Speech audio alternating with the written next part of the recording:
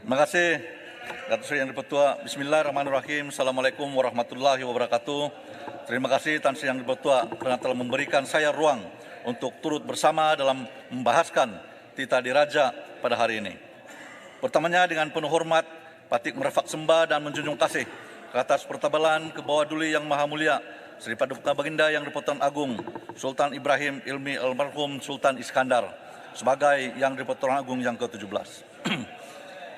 Pasti juga ingin menjunjung kasih dan mengucapkan setinggi-tinggi penghargaan ke bawah duli Yang Maha Mulia Sultan Pahang Sultan Abdullah Riayatuddin Al-Mustafa Billah Shah yang telah memayungi negara sebagai Yang Dipertuan Agung yang ke-16. Tan Sri Yang Dipertua, dalam Tita Seri Paduka Baginda Yang Dipertuan Agung, Baginda menyebut soal membangunkan negara dan soal kesejahteraan rakyat. Sebagai wakil rakyat yang telah dipilih oleh rakyat untuk bersuara di Dewan Yang Mulia ini, adalah tanggung jawab saya dan semua wakil yang telah dipilih untuk memperjuangkan masalah rakyat sesuai dengan Tita Duli Yang Maha Mulia Seri Paduka Baginda Yang Dipertuan Agung. Malangnya, kita semua tahu bahwa pembangunan di negara kita tidak seimbang. Ada kawasan yang tertinggal jauh, keadaan mereka masih seperti sebelum merdeka. Tan Sri Yang Dipertua, dalam ucapan saya sebelum ini, saya telah menyatakan di Parlimen Kota Marudu terdapat kampung yang masih lagi tidak mempunyai segala kemudahan seperti bekalan air, bekalan listrik, malah jalan yang ada pun hasil peninggalan syarikat yang telah mengambil kayu balak di kawasan tersebut. Jalan-jalan ini pula amat mustahil untuk dilalui oleh kendaraan biasa karena tidak mempunyai penyelenggaraan yang kerap. Bagi penduduk kampung Sejogon Mogis, kehidupan mereka tidak ubah seperti ketika Perang Jepun, Tan Sri Yang Dipertua. Mereka hanya makan ubi kayu dan juga ubi manis tanpa merasakan makanan nasi dalam kehidupan mereka. Anak-anak tak ke sekolah, kalau sakit pun tidak akan dirawat dengan segera karena klinik yang ada amat jauh daripada kampung mereka. Tan Sri Yang Dipertua, saya ingin bertanya dalam Dewan Yang Mulia ini, apakah tindakan kita bagi rakyat yang terpinggir sekian lama? Adakah kita biarkan begitu saja? Kita sudah merdeka lebih 60 tahun. Kemudahan di setengah parlimen, terutamanya di Semenanjung Malaysia, boleh dikatakan ke kebun pun telah dinaik taraf ke tar ataupun jalan konkret. Tetapi amat ngalang di parlimen saya, masih banyak jalan-jalan kampung yang sukar dan langsung tidak boleh dilalui oleh kendaraan. Jurang pembangunan yang begitu besar antara Semenanjung, Sabah dan Sarawak perlu difikirkan dan diambil tindakan yang segera sesuai dengan Tita Duli Yang Maha Mulia Yang Dipertuan Agung agar tidak ada rakyat yang terpinggir. Tan Sri Yang Dipertua, saya ucapkan terima kasih kepada Kerajaan Madani atas usaha di bawah pentadbiran yang bertambun. Banyak perkara yang telah diambil tindakan, seperti meneruskan projek Pen Borneo di Sabah, melaksanakan projek menaik taraf jalan daripada Tandik sampai ke Magandai di kawasan saya yang sepatutnya telah siap sewaktu pentadbiran kerajaan-kerajaan sebelum ini. Tan Sri Yang Dipertua, baru-baru ini rombongan pegawai daripada Kementerian Komunikasi bersama dengan Sabanet telah melawat SK Magandai. Saya telah mendapat laporan dari tim Pacuan Patrunda Kota Marudu. Ada ahli rombongan yang sampai menangis bila mana kendaraan pacuan 4 roda yang mereka naiki terbalik karena keadaan jalan yang sukar dilalui dan tidak selamat. Terima kasih dan tahniah kepada pegawai yang tersebut telah merasakan sendiri kesengsaraan rakyat di kawasan Kota Marudu. Ini yang kita mau, pegawai-pegawai daripada semua kementerian turun di parlimen saya dan juga kawasan-kawasan parlimen yang memerlukan. Lihat sendiri kesengsaraan rakyat dan seterusnya laporkan, buat tindakan untuk memajukan kawasan tersebut. Tan Sri Yang Dipertua, saya mohon Dewan Yang Mulia ini supaya semua pegawai kerajaan, malah YB yang berhormat menteri-menteri, yang berhormat timbalan-timbalan menteri, turunlah di parlimen yang berkenaan, termasuk kawasan saya. Tengok sendiri masalah yang kita selalu sebutkan di Dewan Yang Mulia ini.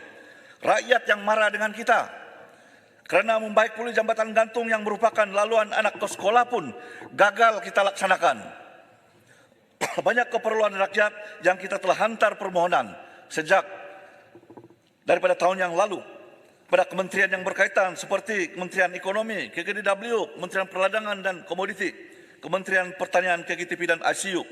Tapi sehingga ke hari ini kita tidak mendapat berita apalagi kelulusan. Permohonan daripada ahli parlimen itu kita telah lawat, dan bagi rakyat di kawasan, bila kita lawat, mereka anggap masalah mereka sudah selesai. Ini yang membuatkan kita serba salah. Kita pula menunggu jawaban daripada pihak menteri ataupun pihak kementerian. Tan Sri Yang Dipertua, bagaimana kita laksanakan keperluan rakyat yang banyak dengan peruntukan yang amat terhad. Bilangan kampung untuk Parlimen Kota Marudu saja lebih daripada 400 kampung. Keluasan parlimen saya 2 kali ganda lebih keluasan Negeri Perlis, yang mana Negeri Perlis mempunyai 3 parlimen dan 15 dun. Dalam masa 5 tahun ataupun 1 penggal, malah mungkin 30 tahun yang ke depan, amat mustahil untuk mewujudkan infrastruktur yang sempurna tanpa formula baru daripada kerajaan madani serta campur tangan semua pihak kementerian yang terlibat. Tan Sri Yang Dipertua, saya mohon pada Yang Berhormat Tambun selaku Perdana Menteri dan juga Menteri Kawangan, bagi keseimbangan pembangunan dalam negara, kawasan-kawasan parlimen yang termiskin perlulah diberikan perhatian dan tindakan khusus agar masalah infrastruktur dan ekonomi rakyat yang selari dapat kita atasi, atau sekurang-kurangnya jurang perbezaan kemajuan ini dapat kita kecilkan. Langkah perlu dimulakan sekarang ini dengan formula yang baru agar kegagalan kerajaan-kerajaan sebelum ini untuk memajukan kawasan-kawasan yang termiskin dapat dilaksanakan, bermula dengan menyediakan infrastruktur yang sempurna sebagai asas yang berhubung kait dengan ekonomi rakyat dalam usaha kerajaan madani untuk menaktakan kemiskinan.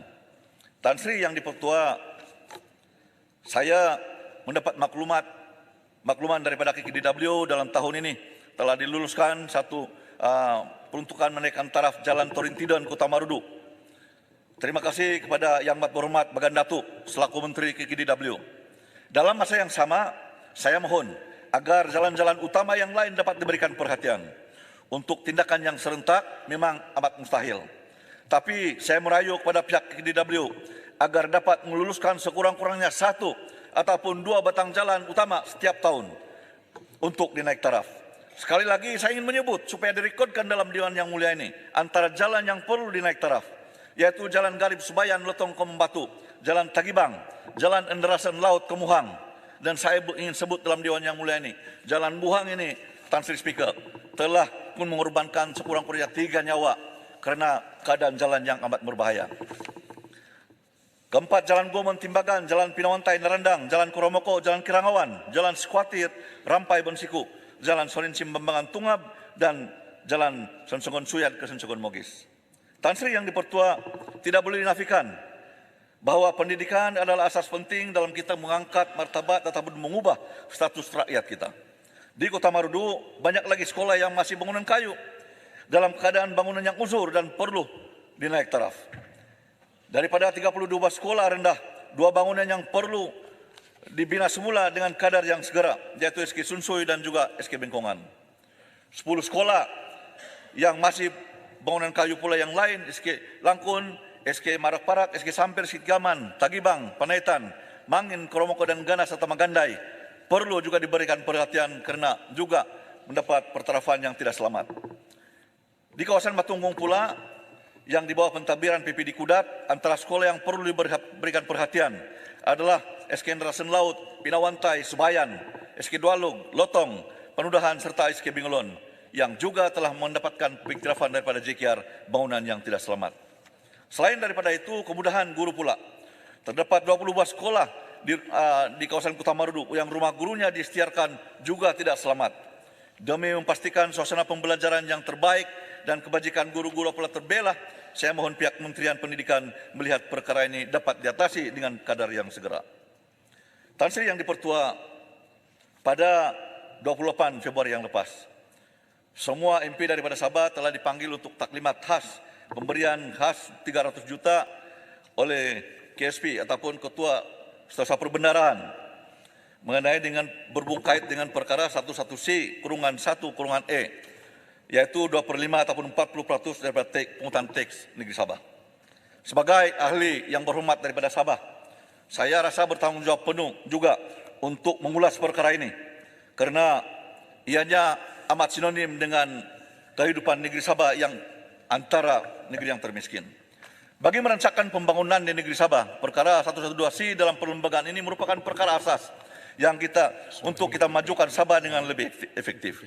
Dalam titah Duli Yang Maha Mulia, Baginda menyebut soal memelihara perlembagaan dan soal kemakmuran rakyat. Justru itu saya merayu agar perkara 112C ini ataupun pot pelapratus ini dapat dilaksanakan sebagai memenuhi hak Sabah yang termaktub dalam perlembagaan. Untuk memastikan Sabah mempunyai peruntukan yang cukup untuk majukan wilayah ini yang terkenal dengan kemiskinan, kerana 8 daerah daripada Malaysia adalah di bawah kerajaan wilayah Sabah. Saya menaruh keyakinan di bawah pemerintahan yang bertambun, perkara ini dapat kita tuntaskan dan dapat diselesaikan dalam penggal ini. Tan Sri Yang Bertuah, yang perlu dibincang adalah soal tunggakan, yang mana pembayaran 40% ini hanya dilaksanakan oleh kerajaan pusat bermula dari tahun 1964 hingga 1968. Selepas itu tidak ada lagi rekod pembayaran berdasarkan 40%. Yang ini boleh dibincang kepada kemampuan dan melihat kepada kemampuan keuangan kerajaan persekutuan.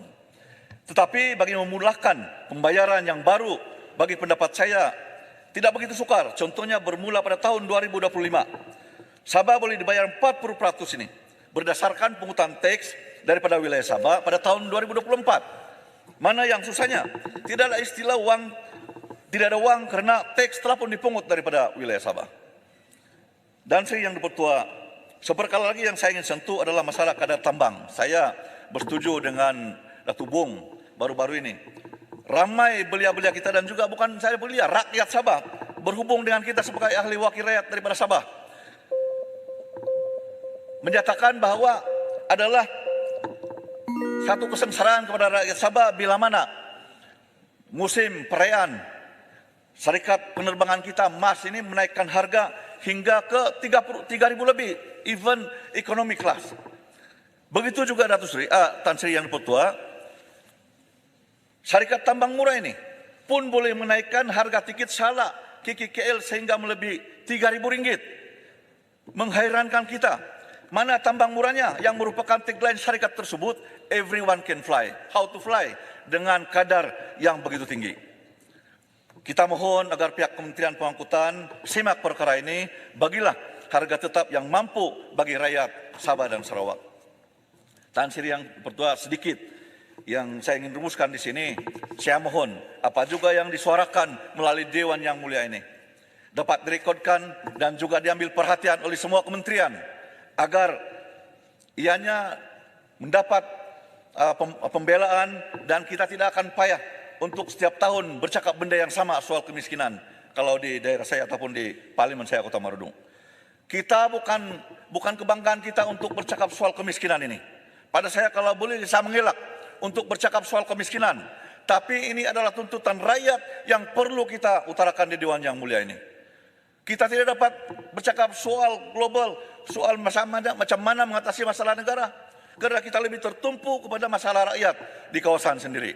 Tan Sri Yang Bertuah, sebelum saya akhiri ucapan saya, sekali lagi saya ucapkan terima kasih kerana telah diberikan masa yang begitu banyak, dan saya mengucapkan sebelum kita melalui bulan Ramadan, mungkin inilah ucapan yang terakhir, saya mengucapkan selamat menyambut bulan Ramadan kepada saudara-saudara se-Islam. Mudah-mudahan dalam bulan Ramadan ini kita akan mendapat keberkatan daripada Allah SWT. Sekian, Kota Marudu turut menyokong. Terima kasih, Tan Sri. Terima kasih, Kota Marudu.